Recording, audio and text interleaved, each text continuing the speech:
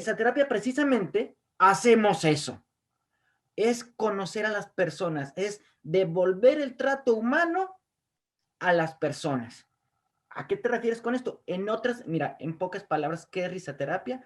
Una asociación civil de mexicanos y mexicanas que nos ponemos el corazón en la punta de la nariz y vamos a tratar de cambiar el estado de ánimo de personas que se encuentran en situaciones vulnerables. A compartir esto mismo que nosotros hacemos en los hospitales, la misma metodología de risaterapia, que es llevar lo mejor de nosotros puesto al servicio de los demás y aplicarlo para las empresas, es increíble.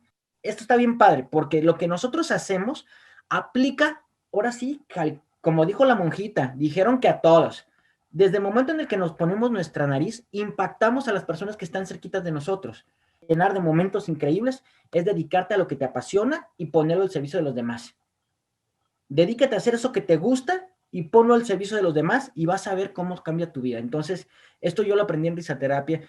Encuentra eso que te gusta, pregúntate tú que me estás escuchando, ¿qué has hecho o qué estás haciendo por el bienestar de otra persona?